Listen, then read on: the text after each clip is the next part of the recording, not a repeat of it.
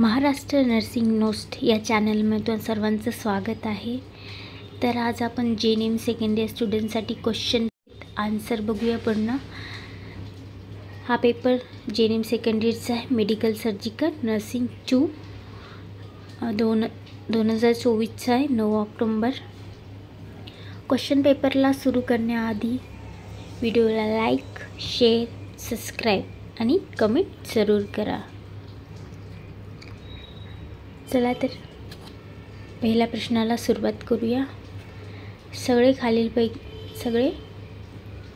क्वेश्चनचे answer खालील दिलेले जाईल, तर तुम्ही व्हिडिओ पूर्ण बघा, स्किप न करता। योग्य पर्याय निवडून वाक्य पूर्ण करा। त्यात पहिला आहे रिकामी जागा, म्हणजेच रिकामी जागा भरा। पहिलं बघा, पापण्याच्या कड्यांना वरचेवर होणारा दाहास डॅश डॅश म्हणतात, ते इथे अ येणार। ठीक आहे।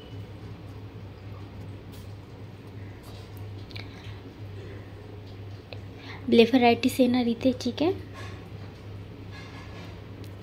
तसंच बघा दुसरं, डॅश डॅश या आजाराला टेट्रोलॉजी ऑफ फॉलेट असे म्हणतात, तर इथे पण अ येणार, वे डी। ठीक आहे।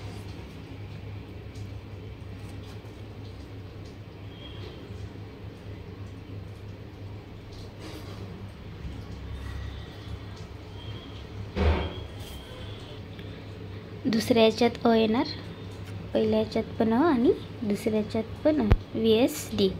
ठीक आहे। तसंच तिसरं बघा, इपिथेलियम टिश्यूच्या कर्करोगास डॅश डॅश असे म्हणतात, तर इथे क येणार। ठीक आहे। कार्सिनोमा। तसंच चौथं बघा, मायलोमा हा डॅश डॅशचा साधा आवाळू आहे, तर इथे डी येणार। ठीक आहे। अस्थि मगज, बोन मॅरो। ओके। तसंच पाचवं बघा, कानातून येणारा स्त्रावास डॅश डॅश म्हणतात, तर इथे ॲटोरिया येणार। ठीक आहे। अ हे झालं आपल्या रिकामी जागा। तसंच बघा, योग्य जोड्या जुळवा। त्यात अ दिलेला आहे,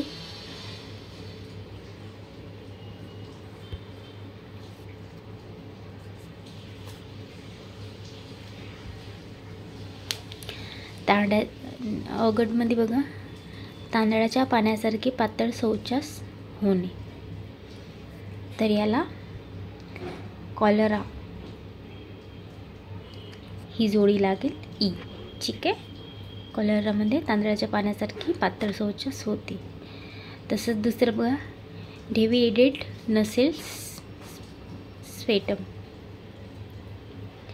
तर इथे क येणार, सबम्युकस रिसेक्शन। तिसरं, गिळण्यास अडथळा, डी नलिकेचा कर्करोग। तसंच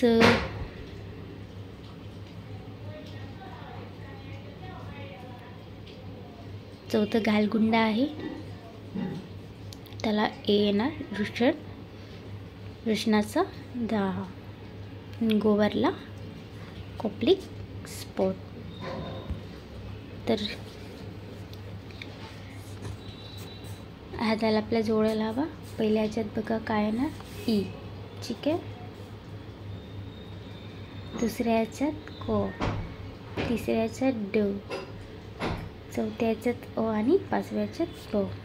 हे झालं आपल्या रिकामी जागा। तसंच चुक्की बरोबर बघूया। खालील विधाने चुक्की बरोबर ते लिहा।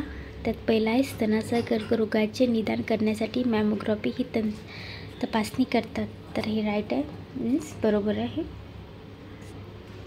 तसं दुसरं बघा, पॅलिएटिव्ह केअर म्हणजेच रोग पूर्ण बरा करणे होय, चूक आहे। ठीक आहे। फक्त इथे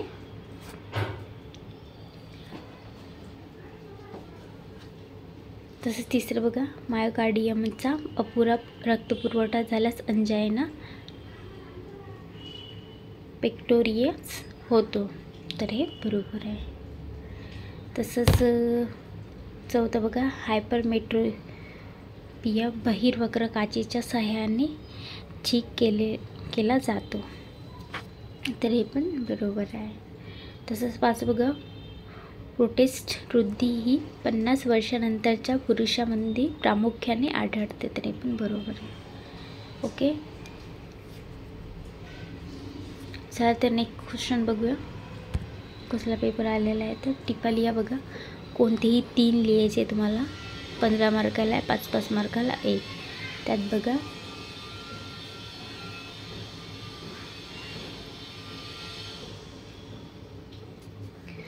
पहिला आहे कार्डियक कॅथेरायझेशन लॅबमधील परिचारिकेची भूमिका आहे. तसंच मध्य कर्णदाह, तसंच सोरायसिस आणि डोळ्याची पिढी. तर तुम्हाला या 4पैकी कुठलेही फक्त 3च लिहायचं आहे. ओके, फक्त 3. ठीक आहे, जे तुम्हाला 3 सोपे जात असेल ते. खालील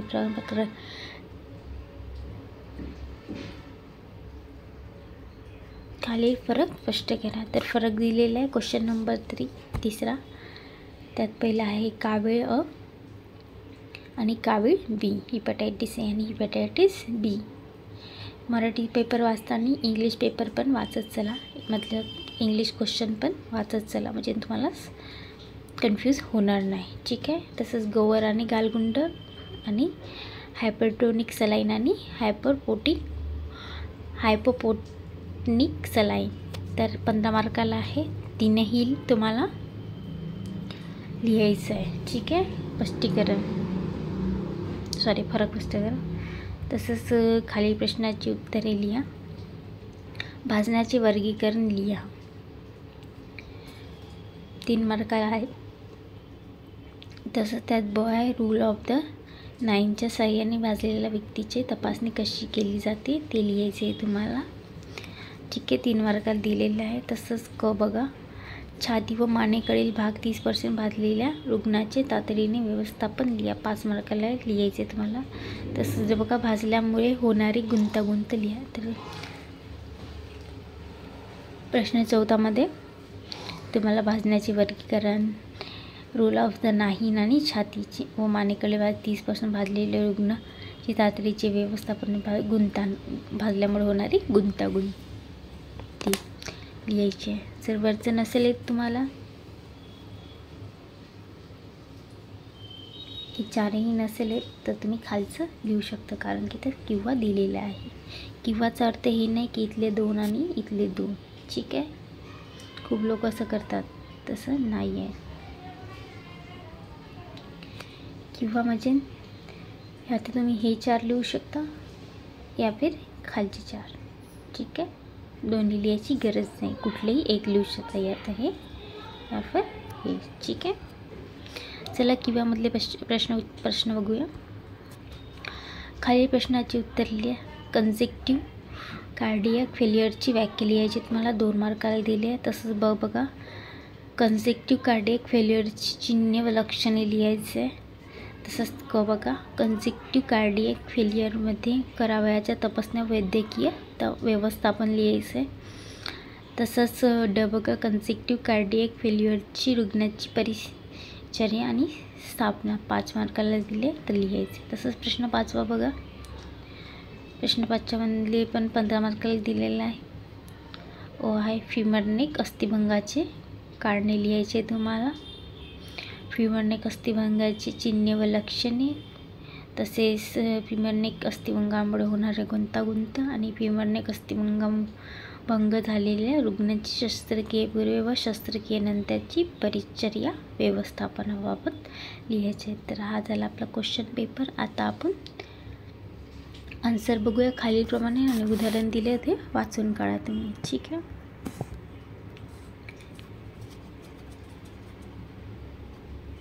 प्रश्न पहिला बघा, योग्य पर्याय निवडून म्हणजे रिकामी जागा दिलेली आहे, त्याचं स्पष्टीकरण वगैरे दिले आहे, तर वाचून घ्या. ठीक आहे, ब्लेफरायटाईस येते पहिल्या ह्याच्यात. ब्लेफरायटाईस हा डोळ्याच्या पापण्याच्या काठावरील तेल ग्रंथीचा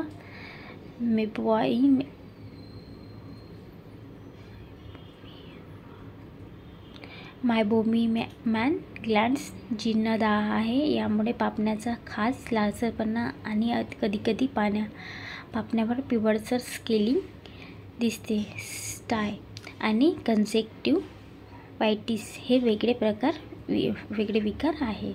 तर स्पष्टीकरण दिलेलं आहे, तर खालचे स्पष्टीकरण वाचत चला.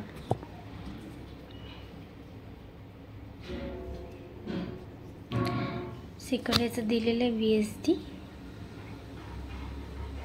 Ventricular septal defect.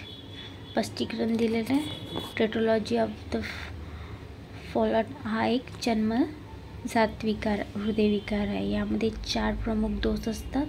Ventricular septal defect, pulmonary stenosis, फुफ्फुसाच्या धमनीचा अरुंद भाग आणि हृदयाच्या उजव्या कप्प्याची जाडी, राईट व्हेंट्रिक्युलर हायपरट्रोफी. तसंच चौथा आहे महाधमनीची अयोग्य स्थिती, ओव्हरटर्न. यामध्ये VSD हा मुख्य दोष आहे. ठीक आहे, असे उदाहरण दिलेले आहे, ते वाचत चला. ठीक आहे, रिकामी जागेचे आहे, स्क्रीनशॉट वगैरे काढून घ्या.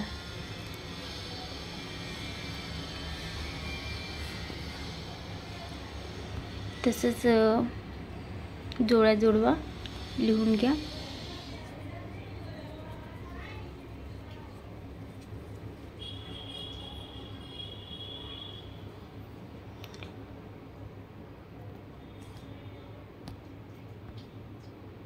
चुकी बरोबर. स्तन कर्करोगाच्या निदानासाठी मेमोग्राफी केली जाते. स्पष्टीकरण दिलेलं आहे. मेमोग्राफी ही एक्स-रे आधारित एक तपासणी आहे, जी स्तनातील असामान्य गाठी, विशेषतः कर्करोग शोधण्यासाठी वापरली जाते. ही स्क्रीनिंग पद्धत 40 वर्षापेक्षा जास्त वयाच्या महिलांसाठी शिफारस केली जाते. ठीक आहे, म्हणून हे बरोबर आलेलं आहे. पॅलिएटिव्ह केअर म्हणजेच कर्करोग पूर्णपणे बरा करणे, तर हे चुकीचं आहे. स्पष्टीकरण दिलेलं आहे बघा. पॅलिएटिव्ह केअरचे मुख्य उद्देश काय आहे? रुग्णाच्या वेदना, त्रास आणि लक्षणे कमी करणे हा आहे. ठीक आहे, नाहीतर रोग पूर्णपणे बरा करणे हे प्रगत कर्करोगाच्या रुग्णांसाठी जीवनाची गुणवत्ता सुधारण्यासाठी दिली जाते. ठीक आहे, तर पॉलिओ केअरचे मुख्य उद्देश लक्ष ठेव, वेदना, त्रास आणि लक्षणे कमी करणे. ओके, पूर्णपणे बरा करणे नाही आहे.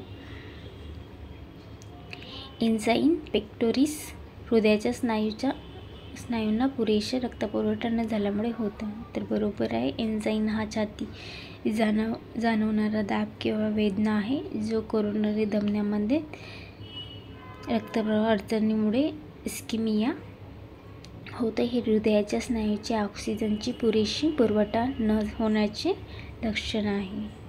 तसंच चौथा बघा, हायपरमेट्रोपिया चुकी बरोबरचं आहे. स्पष्टीकरण दिलेलं आहे, तर स्पष्टीकरण वाचत चला. दूरदृष्टी 2 अस्थि अभिस्तारक कॉन्व्हेक्स लेन्स दुरुस्ती केलं जातं, तर बरोबर आहे. स्पष्टीकरण दिलेलं आहे. हायपरमेट्रोपिया दूरदृष्टीमध्ये रुग्णाला जवळची वस्तू स्पष्ट दिसत नाही आणि अस्थिस्तारक लेन्स कॉन्व्हेक्स लेन्स प्रकाश किरणांना अभिसृत कॉन्व्हरेज करून रेटिनावर केंद्रित करते. ठीक आहे, ज्यामुळे दृष्टी सुधारते. ठीक आहे, तसंच 5वं पण दिलेलं आहे. 50 वर्षापेक्षा जास्त वयाच्या पुरुषांमध्ये प्रोस्टेट वॉर्ड सामान्य आहे, तर बरोबर आहे. त्याचं उदाहरण वाचून घ्या. बिनॅन्झिन प्रोस्टेट हायपरप्लासिया BPH हा वयाच्या पुरुषामध्ये होणारा एक सामान्य आजार आहे. यामुळे लघवी करताना अडचण, वारंवार लघवी जाणे आणि अपूर्ण मूत्रसंसर्ग अशी लक्षणे दिसणे. ठीक आहे, तर हे झालं आपलं चुकी बरोबरचं स्पष्टीकरण वगैरे. ते टिपा लिहा, बघून घ्या. कोणतेही 3च लिहायचे तुम्हाला. इथे मी 4 दिलेले आहे. तुम्हाला पूर्ण माहिती असलं पाहिजे. Okay, 1 second.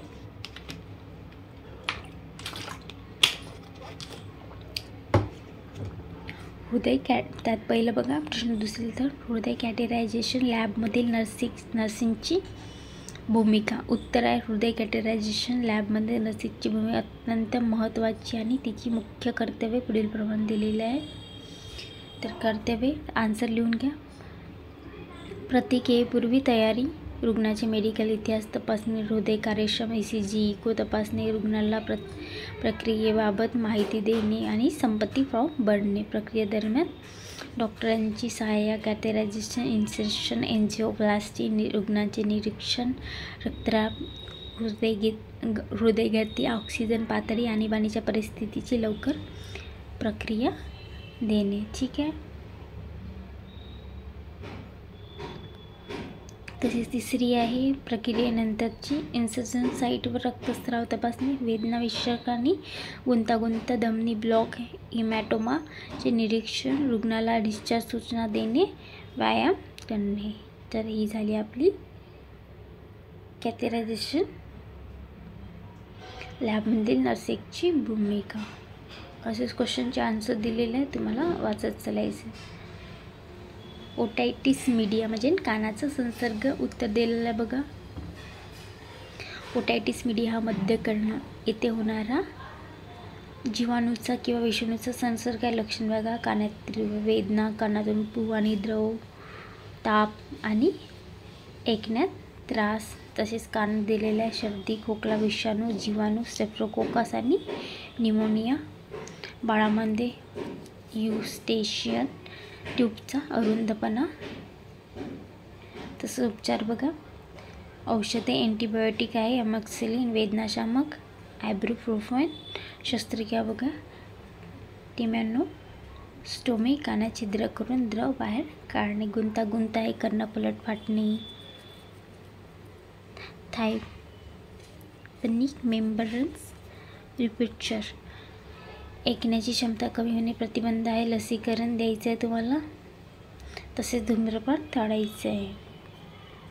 Okay. Next question बघा काय आहे. सोरायसिस त्वचा रोग. सोरायसिस म्हणजे त्वचा रोग.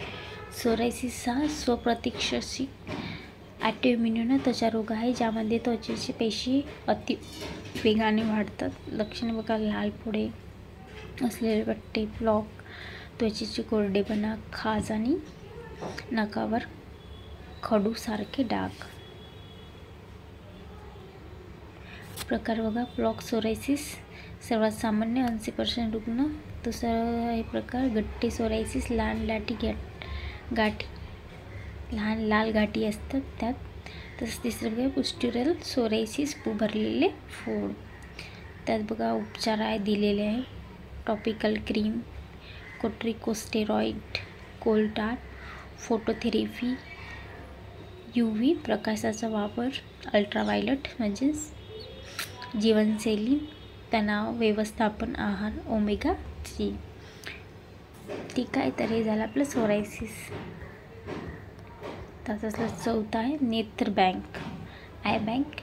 2024चा क्वेश्चन पेपर आहे, लक्षात ठेवा. हा याच्यातले काही ना काही क्वेश्चन पेपर तुमच्या पेपरला 25ला उतरतीलच. नेत्र बँक ही कम से कम पाठ नाही करू शकत तर 1-2 वेळा वाचून जा, कारण की वाचलेले पण वेळेवर खूप सारं लक्षात राहते. तुम्हाला आयडिया मिळून जाणार पेपर कसं सोडवायचं आहे, काय कसं नाही. तर वाचन करा. ठीक आहे. नेत्र बँकमध्ये बघा काय असते. नेत्र बँक ही एक संस्था आहे जी दान केलेल्या डोळ्यांचे संग्रह, प्रक्रिया आणि वितरण करते. प्रक्रिया काय आहे. दान, मृत्यूनंतर 6 तास डोळे काढले जातात. संरक्षण, काढणी एक विशेषतः द्रव MK मीडियम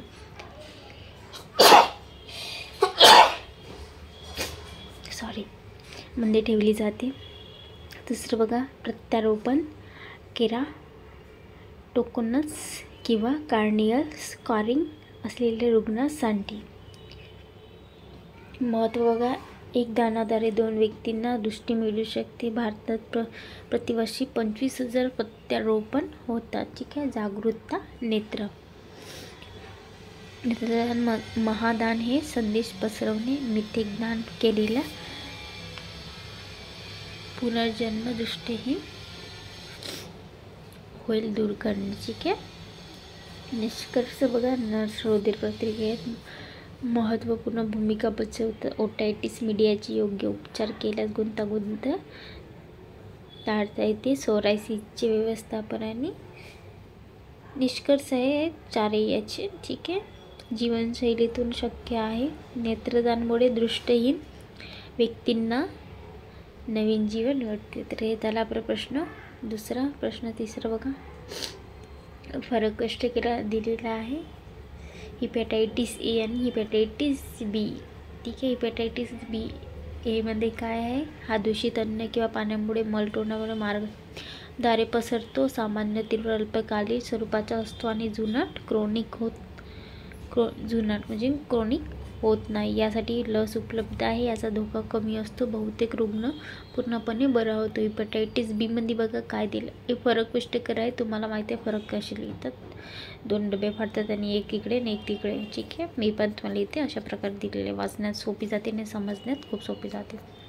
हा संक्रमित हिपॅटायटिस बी, हिपॅटायटिस ए हा दूषित अन्न आणि पाण्यापासून आणि मलतोंडीद्वारा पसरतो. आणि हिपॅटायटिस बी बघा कशापासून पसरतं, संक्रमित रक्त, वीर्य किंवा शरीरातील इतर द्रवाचा उदा लाळ, योनिस्राव संपर्कातून पसरतो. तर हे लक्षात ठेवा. ठीक आहे. सगळ्यात मोठा फरक आहे हा तीव्र अल्पकालीन किंवा जुना दीर्घकालीन असून फक्त यामुळे यकृताचे गंभीर नुकसान होऊ शकते. यासाठी लस उपलब्ध आहे. यामुळे गंभीर गुंतागुंत होऊ शकते, जसे की सिरोसिस, यकृताचे कर्करोग किंवा यकृताचा कर्करोग. ठीक आहे. तर हे झालं आपलं फरक. गोवर आणि गालगुंड, मेझल्स आणि मम्स बघूया. गोवरमध्ये बघा काय आहे. गोवर हा पॅरामिक्सोव्हायरस कुटुंबातील मोर्बिलीव्हायरसमुळे होतो. याचा प्रमुख लक्षण म्हणजे संपूर्ण शरीरात लाल पुरळ म्हणजे रॅश असणे. इतर लक्षणामध्ये ताप, खोकला, सर्दी किंवा डोळे लाल होणे याचा समावेश होतो. ठीक आहे. हा RNA विषाणूमुळे होतो. तर हे गोवरचं आहे. तसंच गाळगुंडचं बघा, हा पॅरामिक्सोव्हायरस कुटुंबातील मम्स व्हायरसमुळे होतो. याचे प्रमुख लक्षण आहे पॅरोटिस ग्रंथीची कानशिलाजवळील लाळ ग्रंथी शूज येणे. म्हणजे अशा आपले जे दोन्ही थायरॉइडची पॅराथायरॉइड ग्रंथी आहे जी कानाजवळ राहते, ते पूर्ण असे सुजून जाते. ठीक आहे. इतर लक्षणामध्ये ताप, डोकेदुखी, स्नायू दुखणे आणि गिळताना वेदना यांचा समावेश होतो. हा RNA विषाणूमुळे होतो. ठीक आहे. बघा, हायपरटोनिक सलाईन आणि हायपोटोनिक सलाईन. ठीक आहे. बघूया फरक याचे काय असते. हायपोटोनिक सलाईन यामध्ये रक्तातील प्लाझ्मेपेक्षा जास्त विद्राव्य साद्रवता असते. हे पेशीमधून पाणी बाहेर काढते, ज्यामुळे पेशी आकुंचन पावतात. याचा उपयोग शरीरातील सोडियमची तीव्र कमतरता, सिव्हिअर हायपोथर्मिया असलेले रुग्णांमध्ये किंवा मेंदूच्या सुजेवर उपचार करण्यासाठी केलेला जातो. यामध्ये 0.9% पेक्षा NaCl सोडियम क्लोराईड असते. हायपोटोनिक सलाईनमध्ये बघा काय असतं. यामध्ये रक्तातील प्लाझ्मापेक्षा कमी विद्राव्य सोल्युबल सांद्रता असते.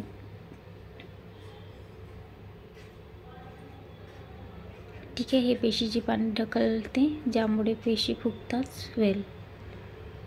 इथे मुख्य फरक बघा काय आहे. इथे पेशीचे पाणी बाहेर काढणे, ज्यामुळे पेशी आकुंचन पावतात. आणि इथे पेशीमध्ये पाणी ढकलते, ज्यामुळे पेशी फुगतात. तर हे मुख्य फरक आहे, लक्षात ठेवा. याचा उपयोग पेशींना पाण्याच्या गरज असताना केले जातो. उदाहरण लसीकरण, डिहायड्रेशन असलेले रुग्णांमध्ये. यामध्ये 0.9% कमी सोडियम क्लोराईड असते. उदाहरण 0.45%. ठीक आहे. तर हे झाले आपला प्रश्न तिसरा. प्रश्न चौथा बघा. प्रश्न चौथा वाचून घ्या तुम्ही. हा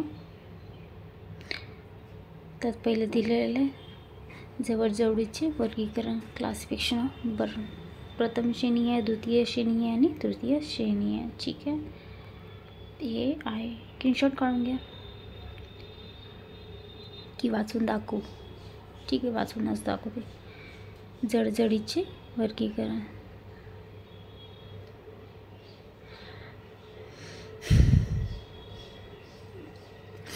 बघा, क्लासिफिकेशन ऑफ बर्नचे वर्गीकरण बघूया. पहिला आहे खोलीवर आधारित वर्गीकरण. प्रथम श्रेणी बघा, फर्स्ट डिग्री. केवळ त्वचाचे बाह्यस्तर एपिडर्मिस प्रभावित होते. लालसरपणा, वेदना, फोड नसतात. ठीक आहे, लालसरपणा, वेदना असतात पण फोड नसतात. उदा सूर्यापासून होणारी जळजळ. तसं द्वितीय श्रेणी सेकंडरी डिग्रीमध्ये बघा काय असते, एपिडर्मिस आणि काही डर्मिस प्रभावित होतात म्हणजे जळून जातात. फोड बघा बायलॅटस, येथे तीव्र वेदना होतात. उदर उकळत्या पाण्यात होणारी जळजळ. तृतीय श्रेणी म्हणजे थर्ड डिग्रीमध्ये बघा संपूर्ण त्वचा एपिडर्मिस प्लस डर्मिस नष्ट होणे, म्हणजे सगळ्या तीनही जे आपले जेवढेही पेशी आणि जे पेन्स आहे ते सगळे नष्ट होऊन जातात. वेदना नसतात. नसा नष्ट झाल्यामुळे त्वचा पांढरी काळी दिसते आणि विद्युतधारेने होणारी जळजळ. तर हे झालं आपलं क्लासिफिकेशन ऑफ बर्न्स. तर बाकीचं तुम्ही वाचून घ्या, खूप लॉंग व्हिडिओ होणार आहे, त्यामुळे स्क्रीनशॉट काढून घ्या, समजतं तुम्ही. ठीक आहे, रूल ऑफ द 9चं बघून घ्या कोणाला माहीत नसेल तर. ठीक आहे, ही एक पद्धत आहे ज्याच्याने मूल्यांकन काढलं जातं.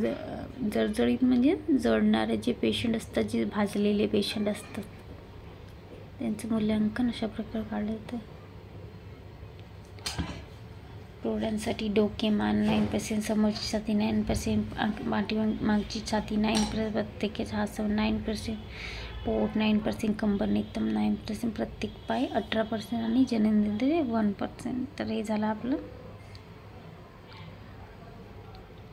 मूल्यांकन, रूल ऑफ द 9. ठीक आहे, तर सगळं लक्षात ठेवायला खूप सोपं आहे, कारण की डोके, मान 9, समोरची छाती 9, पाठ 9%, प्रत्येक हात समोर पाय 9, पोट 9%, कंबर नितंब 9% आणि प्रत्येक पाय समोर मांडी आणि 18%. नोटून 18 डबल करून टाकायचे, जनदी 1%.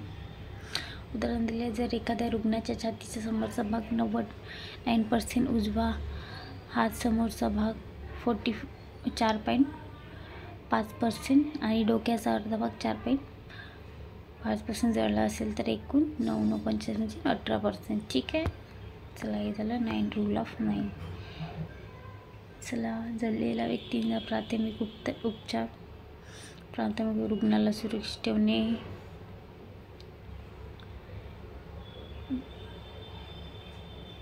तर हे झाले, हे स्क्रीनशॉट काढून घ्या.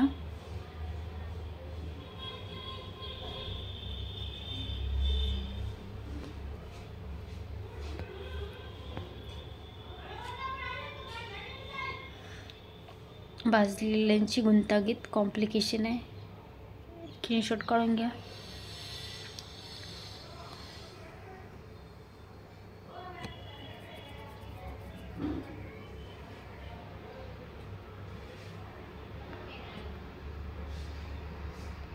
प्रश्न 14 ऑरमधलं दिलेलं आहे, स्क्रीनशॉट काढून घ्या.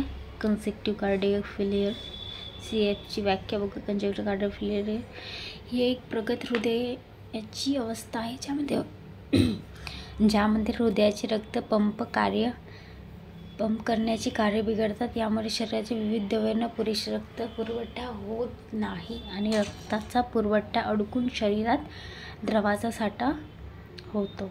ठीक आहे, कंजेक्शन हे डाव्या क्रिया उजव्या हृदय कप्प्यावर अवलंबून असतात. ठीक आहे, स्क्रीनशॉट काढून घ्या याचा. प्रश्न 14मधला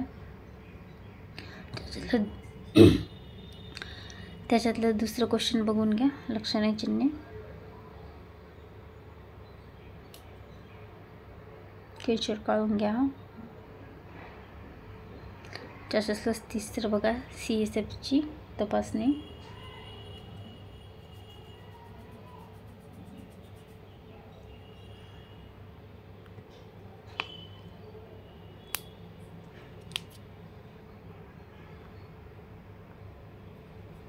ठीक आहे,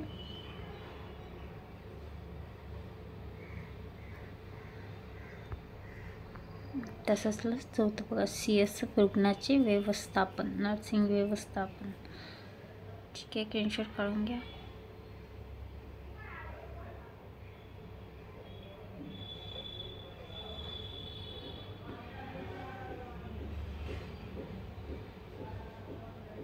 तर हा झाला आपला प्रश्न चौथा. प्रश्न 5वा बघून घ्या. फिमर मानेच्या मांडीच्या हाडाच्या बघण्यावर सविस्तर उत्तरे. फिमर नेक फ्रॅक्चर बघून घ्या. कारणे दिलेले आहे, स्क्रीनशॉट काढून घ्या.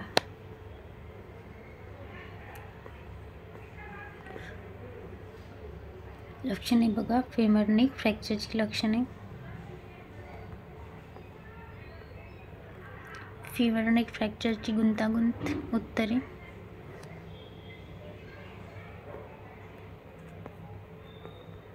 तसेच त्यातलं चौथं बघा, फिमर नेक फ्रॅक्चरची शस्त्रक्रियेपूर्वी आणि नंतरची काळजी.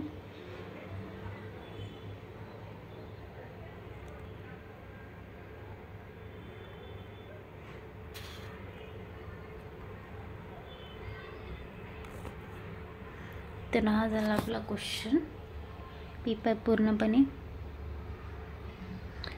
सॉरी, मी पूर्ण क्वेश्चन पेपर वाचून नाही दाखवू शकत आन्सर, कारण की व्हिडिओ खूप लॉंग होऊन जाणार.